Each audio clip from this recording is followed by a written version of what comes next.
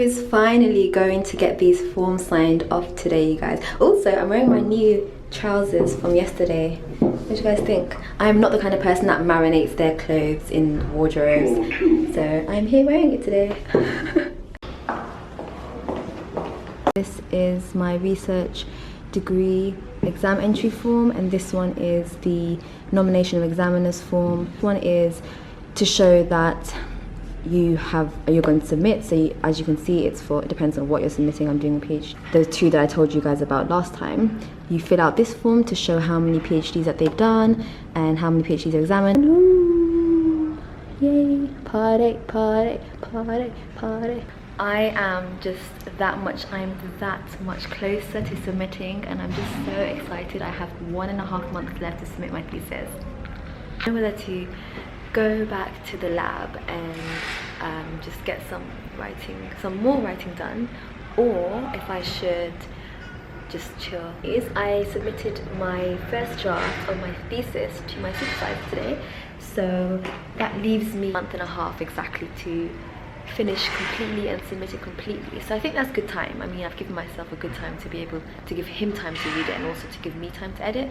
So yeah, I think that's positive.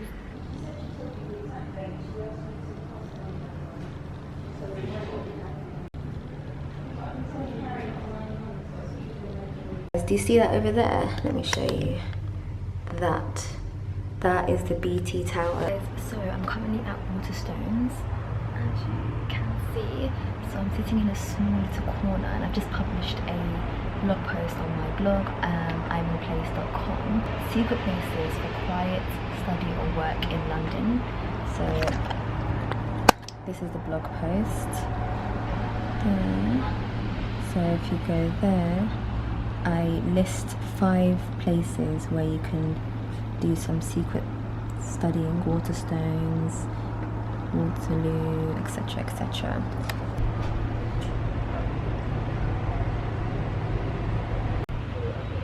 Kaufman's pretty good. Yeah, Kaufman, yeah, it's very good. Yeah. So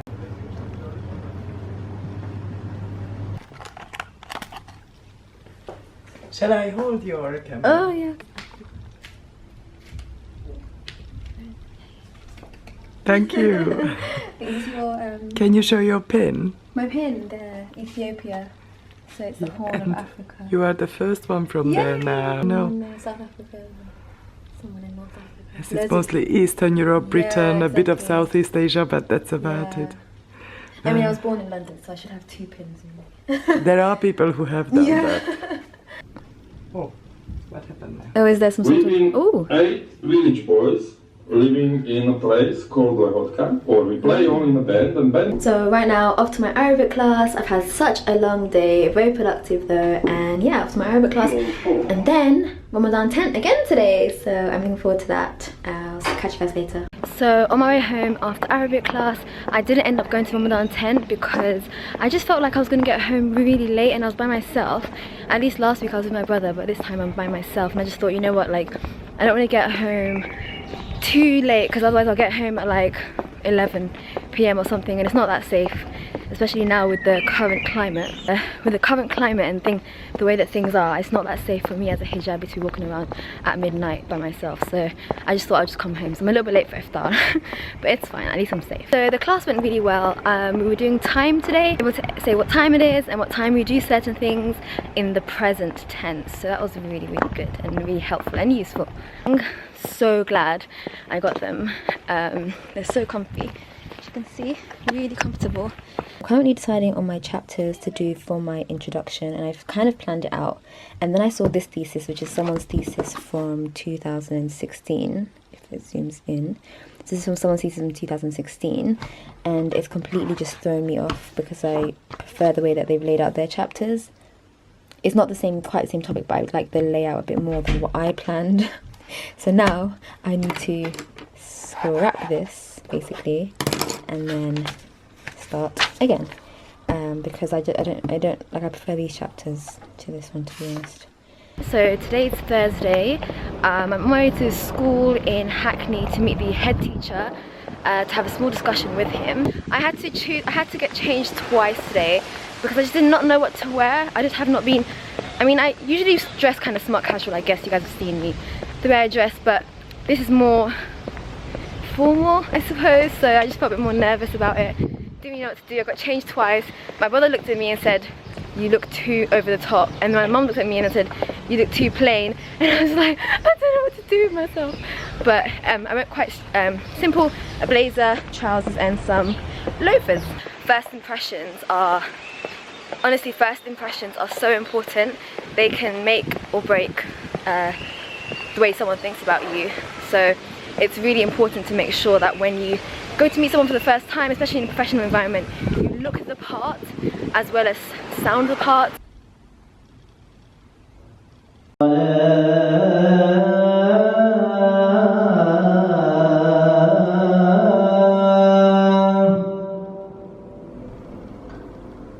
حي على الصلاة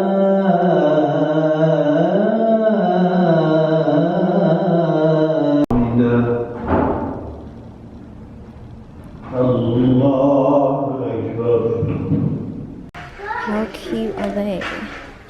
They're yellow. Let's see. These are the shoes. They look really nice with my all white outfit of the day, but I'm loving them.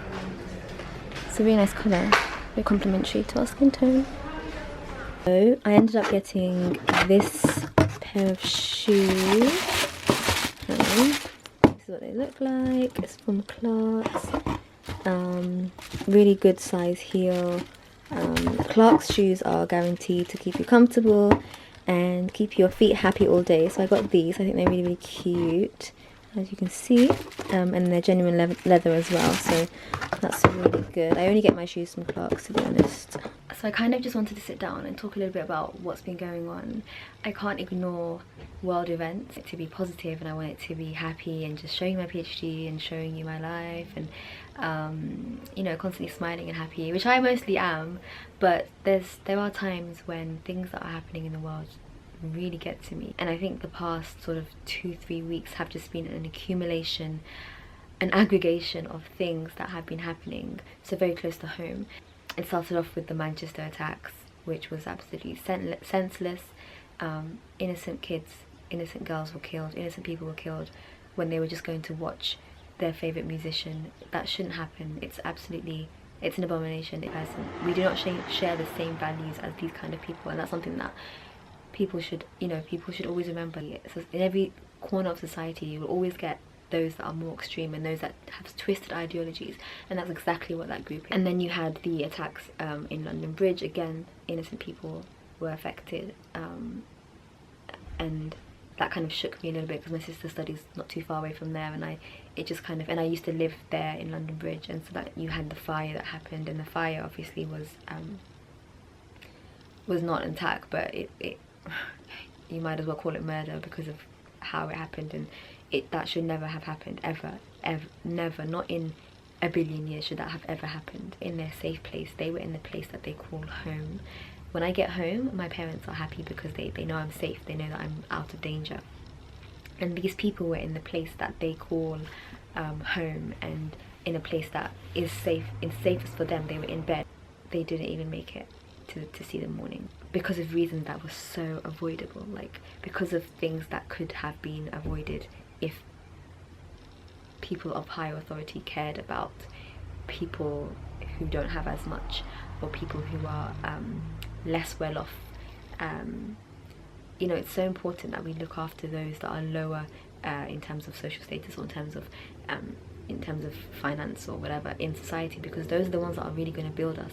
If you look after the lower, I don't know, class, we don't even have classes anymore, I suppose, but let's just say class, if you look after the lower class of society will strive. You know, by neglecting them, by not adhering to their needs, you end up with a society that's lacking in so many ways, because now they depend so much more on the ones that are higher. The disparity between the rich and the poor is absolutely ridiculous in that area, and it's such a shame that people in London in 2017 had to die in a building because there was only one stairwell, or because there was the wrong type of cladding on the building, or because there was the wrong type of whatever it was that should never have happened, ever, never. And it should never happen again. We should learn a lesson from this. But you know, that kind of hit me really hard, and I went to volunteer. It was just very, very distressing to see the building and to imagine the people standing at the window, knocking, crying, screaming, calling their families. It just was so powerful and overwhelming to see that building in its, you know, in its entirety, which there was like nothing left of it. And literally we were still mourning these people's bodies are still being taken out of this building. They still have not recovered all of these bodies. And then the Finsbury Park attack happened, where a man ran into people coming out of the mosque after the prayers, after the night prayer. One man's died, and there are others that are critically ill in hospital. Really, that shook me again, because we're still mourning people, that we're still mourning Manchester, we're still mourning London Bridge, we're still mourning the fire, and then this happens, and it's just like the most senseless attack on innocent people. And then you have the media that make it even worse by saying that he was a clean shaven. What does it matter what his shave, what he looked like? Like, he's a terrorist, he is inciting terror regardless of what side he's on. He's a terrorist, and that's just that is what it is. But you know, it was a shame that the media reacted in such a way that was just so obvious, so obviously biased, and it just makes you feel like no one cares about you. And then on the same night there was another incident in America of a girl coming back from the night prayer, and she was attacked, and she was later found the next day. Another punch in the face, because the thing is, like, I wear a hijab, and I know that I'm a target. Like, I'm a very easy target. I'm a woman as well, and if anyone wants to kind of attack me, if anyone wants to hurt me, they can. And knowing that they can do that, it's really scary. Even though I'm not the kind of person that kind of gives into these things, it's really scary to think that you want to hurt me. You know, I've done nothing to you. I'm not representative of any group. You can't stop my life. I won't stop my life, actually. I don't even want to. I don't want to stop my life because of these kind of people. I'm not going to take my hijab off. I'm not going to denounce my religion. It just pushes me to be a stronger person in every way. And it also really shows you, when these kind of things happen, it really shows you what kind of community you live in. And oh my gosh, you guys, London is just the best place. If you can see the amount of work, the amount of volunteers, the amount of sort of collaborations, and the groups that have been coming together to help the people from the fire, from the attacks, etc. It's just so heartwarming to see black, white, Muslim, non-Muslim, Sikh, Asians, people from outside of London coming. You know, we are giving ourselves these divisions, we have given ourselves these things that separate us. Oh, I'm this, or I'm that, and you don't need to use these things to divide yourselves. You know, these things are meant for just to be a way of life, or just to be something that you want to adhere to. They shouldn't divide you. We're all human at the end of the day. We are all the same. It doesn't have to be that way. We can live in harmony. We yourself don't become anxious and affect your mental health because of these things. Stay positive, stay happy, and just trust that this is something that will pass. After hardship always comes ease. I just felt like, you know, I was putting a vlog up, and I hope that you guys enjoyed this vlog, by the way. But you know, I'm putting a vlog up, and how can I not mention this? How can I let this just slide when it's something that has been bothering me the whole week? Even if you didn't see it in the vlog, it's something that was on my mind. I woke up thinking about it, I went to sleep thinking about it, I talked about it all day. Today is the, I think, 26th fast. Yeah, it's 26th fast, which means you have 27, 28, 29, 30, and yeah, so potentially 4 or 5 more days, that kind of thing, which is just insane. It's absolutely insane how quickly it's gone. But I've really enjoyed it. The weather this week's been really hot, so it's been a bit clammy and a bit warm. I feel like my human rights have been abused on the underground. All is well, so I hope that you guys are all doing okay, and I will catch you in my next vlog, inshallah. Bye.